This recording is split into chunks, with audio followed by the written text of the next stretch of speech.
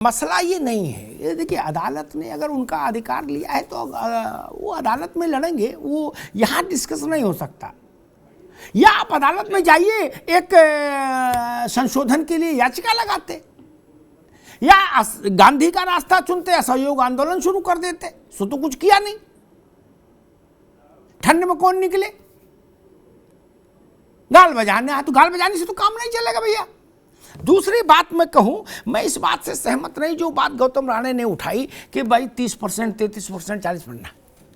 हिंदुस्तान में कुछ सरकारें छोड़ दो, 71 की सरकार छोड़ दो, 77 की छोड़ दो, 84 की छोड़ दो, अभी वाली बीजेपी की छोड़ दीजिए, कुछ सरकारें छोड़ दीजिए, तो सारी सरकारें केंद्र में 26%, 27%, 28%, 30% वोट पे बनी, सब असंवैधानिक हो जाएंगी क्या? ये क्या बात हुई? कहीं लिखा है ऐसा क्या? ना, ऐसा तो कहीं नहीं लिखा।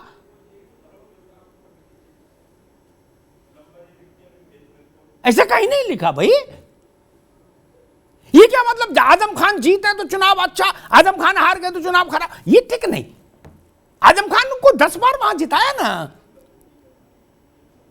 और इस बात का जवाब किसी ने नहीं दिया। हम कह रहे सारी जगह जुल्म जाती हो गई, बूथ पे, आपके गली बूथ में कैसे हो गई जुल्म जाती?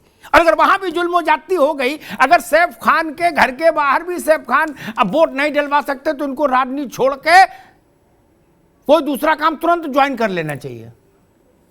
काम ढूंढने में दिक्कत हो, हमें टेलीफोन करें, हम बता देंगे, लेकिन नेता मत बनो फिर ना। 50 साल आप उस इलाके के बादशाह रहे, आप अपने बूथ पे वोट नहीं डलवा पाए, ये कह रहे जुल्म जाती हो गई। किसी बात कर रहे हो? कोई तर्क तो दो। और ये बात कैसे गले में भाई, मायावती के भी अपने मोटिव हो सकते हैं, वो भी राजनीतिक पार्टी चला रहे, कोई सदाव्रत तो बांट नहीं रहे पार्टी। लेकिन ना, खतौली में जुल्म जाती, जुल्म गारत, आजम खान साहब के शब्दावली में कहें ऐसे कठिन कठिन शब्द कि कोई खबर नहीं आई। मैनपुरी में टोकन रिप्रेजेंटेशन जो होता है आरोप लगाने वाला, उसके अलावा कहीं कोई झंझट नहीं, कहीं कोई क्लैश नहीं, पूरा चुनाव हो गया। कहीं पत्थर चला नहीं, कहीं डंडा चला नहीं, कहीं लोग आपस में भिड़े नहीं, कहीं पुलिस पब्लिक में मुठभेड़ हुई नहीं। इतना वोट पड़ा मैनपुरी में कैसे? वहां क्या अमेरिका का चुनाव आयोग वोट करा रहा था? नहीं ना, यही चुनाव आयोग करा रहा था ना,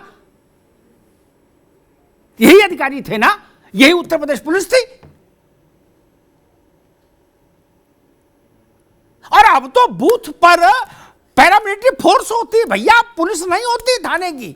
ये बात आप लोगों को बताने की जरूरत है क्या? हां, इस बात से मैं सहमत हूं। और आजम खान जब बाहर निकले थे, इस बात को अशोक देव की पार्टी को स्वीकार करना होगा। तो उन्होंने कहा था, उनसे पूछा गया कि भाई मुलायम सिंह जी नहीं आए आपको देखने, तब मुलायम सिंह जी थे, तो उन्होंने कहा बड़े नेता हैं, हो सकता है मेरे जैसे छोटे आदमी का टेलीफोन नंबर उनके पास ना हो। ये आजम खान की शैली है, वो ऐसे बोलते हैं तंज करते हुए। है उन्होंने ही बाद में इस बात को भी आया कि भाई गायत्री जब जेल गया, गायत्री प्रजापति, तो नेताजी उससे मिलने गए। आजम खान को गिला रहा कि हमसे मिलने नहीं आए। अभी कुछ है आंतरिक समस्याएं, मुकदमे लगे। सैफ खान साहब भी बड़ी बातें कर रहे थे कि आजम खान साहब के ऊपर बताओ बकरी चोरी, मुर्गी चोरी। ठीक है, मुर्गी बकरी वो खाना चाहेंगे तो वैसे ही आदमी दे जाएगा गिफ्ट, चोरी काहे को करेंगे। लेकिन मसला ये नहीं, सैफ खान को पता होना चाहिए 75 में जयप्रकाश बाबू जैसे बुजुर्ग जिनके शरीर में कतई मतलब ऐसा कृषकाय देह थी लोकनायक की, उनको बता दिया कि जब ये खंबे पे चढ़ के तार काट रहे थे, सरकारी प्रॉपर्टी को नुकसान कर रहे थे। ये तो काम करती है पुलिस, ठीक है, इसे निपटने का दो ही रास्ता, ये तो 77 जैसी क्रांति करिए और नहीं तो अदालत के भरोसे रहिए। मैं इस बात से बहुत प्रभावित नहीं होता कि मुकदमा कौन सा लिख दिया गया, लेकिन मुझे आप बताइए, अगर आदमी बिल्कुल पाक साफ है तो कितने मुकदमे कितने समय तक टिकेंगे? एक उदाहरण देता हूं, शायद याद हो किसी को, गौतम राणे को शायद याद होना चाहिए। मुलायम सिंह जी चीफ मिनिस्टर थे, अशोक यादव नाम का एक नेता था, उसने कहा कि मुलायम सिंह के खिलाफ चुनाव लड़ेंगे।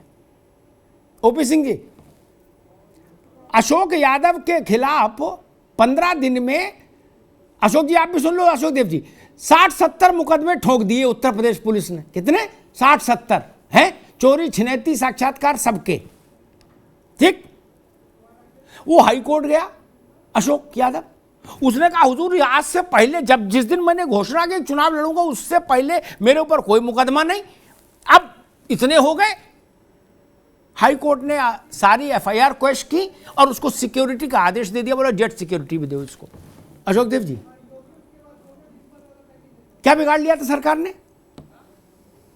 क्या आप सोचते हो दरोगा अंतिम है? क्या मुकदमा लिख देगा किसी के खिलाफ कि इनने चिड़िया चोरी कर ली, इनने मुर्गी चोरी कर ली और जेल हो जाएगी, फांसी हो जाएगी? नहीं ना,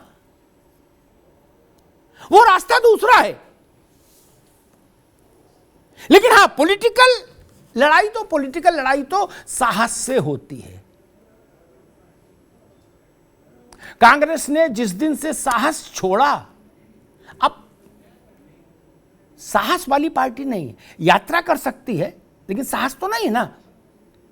जिस दिन से साहस छोड़ा कांग्रेस छोटी होती चली गई। साहस तो चाहिए, लड़ना होगा। लड़ सकते हैं तो ठीक है, नहीं लड़ सकते तो ठीक है, जाना होगा। आम आदमी पार्टी और भाजपा में लड़ाई चल रही है ना, तो दोनों बढ़ रहे हैं। क्या कांग्रेस की किसी से लड़ाई नहीं, कांग्रेस घटती जा रही है क्योंकि कांग्रेस का आदमी संघर्ष ही नहीं कर रहा। वही बात मैं समाजवादी पार्टी के लिए भी कहूंगा। मसला ये नहीं कि मैनपुरी खतौली, मसला ये है कि आजम खान एक समाज के एक बड़े वर्ग का रिप्रेजेंटेशन करते हैं, ऐसा कोई माने न माने, सपा तो मानती ही है, तभी इतने वर्ष तक वो इतने बड़े नेता रहे। तो अगर आजम खान अपने को आइसोलेटेड महसूस करेंगे, दूसरे उनको जाल फेंक रहे हैं, उससे ज़्यादा बड़ी बात ये होगी कि आजम खान खुद का क्या महसूस कर रहे हैं। उस दिन का इंतजार करिए अगर आजम खान आके कुछ बोल दिए, क्योंकि बोलने में आप जानते हो अशोक देव जी, आजम खान साहब बॉलीवुड के बड़े बड़े स्क्रिप्ट राइटर्स को फेल कर देते हैं, है ना। ऐसे ऐसे शब्दों का चयन करते हैं क्या कि लगेगा हा। तो उस समय को देखना होगा कि आजम खान क्या लाइन लेंथ लेते हैं। और हां, बसपा और सपा में मैनपुरी बसपा की चिंता का कारण नहीं, किसी पार्टी की चिंता का कारण नहीं, क्योंकि मैनपुरी एक विशेष परिस्थिति में चुनाव हुआ। खतौली भाजपा के लिए भी चिंता का कारण बना और बहनजी के लिए भी चिंता का कारण बना, और रामपुर समाजवादी पार्टी के लिए चिंता का कारण होना चाहिए। आजादी के बाद से पहली बार वहां सदर विधानसभा से भाजपा का आदमी जीत कर आया है और पहली बार मेजॉरिटी सेक्शन का आदमी जीत के आया। ये छोटी बात है क्या? 42 साल विधायक रहे आजम खान साहब। वहां की जीत समाजवादी पार्टी के माथे पर शिकन लाने वाली होनी ही चाहिए, वहां जो भाजपा की जीत है। वैसे ही मैंने पहले दिन 8 तारीख को ही कहा था कि खतौली का संदेश भाजपा को पढ़ना होगा और रामपुर का संदेश समाजवादी पार्टी को पढ़ना होगा। मैनपुरी का चुनाव नेताजी को श्रद्धांजलि है। जो बात अशोक देव ने कही, सारे वर्ग का वोट मिला, हाँ ठीक बात है, क्योंकि उस इलाके का हर आदमी नेताजी के प्रति श्रद्धांजलि देना चाहता था।